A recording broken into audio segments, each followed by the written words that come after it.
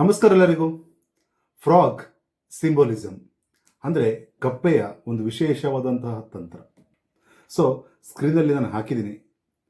ಏನಿದು ವಿಶೇಷ ನಿಮಗೆಲ್ಲ ಗೊತ್ತೇ ಇರುತ್ತೆ. ಕಪ್ಪೆ ನಾವು ಸಾಕಷ್ಟು ಜನ ಅದನ್ನು ಬೇರೆ ರೀತಿಯಲ್ಲಿ ಕೂಡ ನಾವು ನೋಡ್ತೀವಿ. ಚೈನೀಸಲ್ಲಿ ಇದಕ್ಕೆ ಸಾಕಷ್ಟು ಮಹತ್ವ ಇದೆ. ಅದರಲ್ಲಿ ಫೈನಾನ್ಸ್ ಅಂದರೆ ಹಣದ ವಿಚಾರದಲ್ಲಿ ನಮಗೆ ಸಾಕಷ್ಟು ಅಭಿವೃದ್ಧಿ ಆಗುವಂಥ ಒಂದು ವಿಶೇಷವಾದಂಥ ಈ ಪ್ರಾಣಿ ಕಪ್ಪೆ.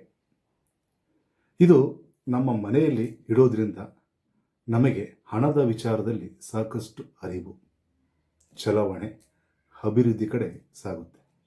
ಸೊ ಇದನ್ನು ನೀವು ಯಾರ ಹತ್ರ ಹೋಗಿ ದುಡ್ಡು ಕೊಟ್ಟು ತಗೊಳ್ಳೋಂಥ ಅವಶ್ಯಕತೆ ಇಲ್ಲ. ನೀವೇ ನಿಮ್ಮ ಮೊಬೈಲಿಂದನೇ ಆನ್ಲೈನ್ ಬುಕ್ ಮಾಡ್ಕೊಳ್ಳಿ, ಸಿಗುತ್ತೆ, ಬೈ ಮಾಡಿ.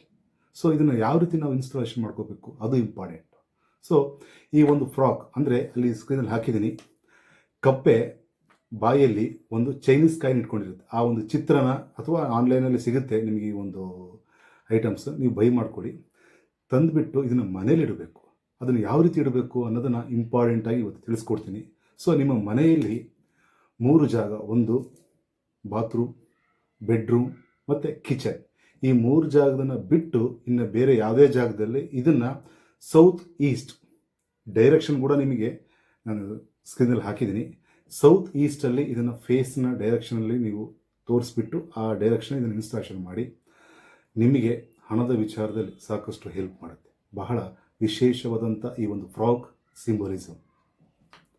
ಸರ್ವೇ ಜನಂ ಸುಖಿನೋ ಭವಂತು.